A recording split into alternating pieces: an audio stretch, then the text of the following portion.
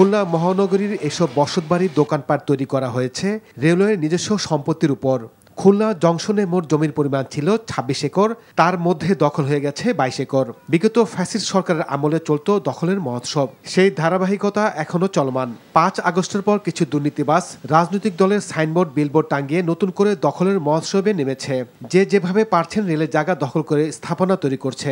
সবকিছু দেখেও অনেকটা নীরব দর্শকের ভূমিকা পালন করছে রেলওয়ে কর্তৃপক্ষ, অথচ এসব দখলমুক্ত করা ছিল তাদের কাজ। রেলওয়ের এক কর্মকর্তা গণমাধ্যমকে নিজেদের অসহায়তার কথা জানালেন। যেগুলো দখল হচ্ছে সে বিষয়ে আমরা আইন অনুযায়ী ব্যবস্থা নিতেছি। আমি যেগুলো আমার মনে করেন আসছে নজরে সেগুলো আমি এজাহার দাখিল করছি। পুলিশের নিষ্ক্রিয়তাকে দুষছেন স্থানীয়রা, তবে অভিযোগ অস্বীকার করে পুলিশ বলছে অভিযোগ পেলে দ্রুত পদক্ষেপ নেওয়া হবে। জেলা প্রশাসক বরাবর স্মারকলিপি দিয়েছি, আসলে প্রতিকার খুঁজে পাচ্ছি না। তার কারণ হচ্ছে আমাদের তো সর্বাঙ্গে ব্যথা, যারা দিয়ে ভূত ছড়াবো তার নিজের ঘাড়েই ভূত, সঙ্গত কারণে আমরা মুক্তি পাচ্ছি না।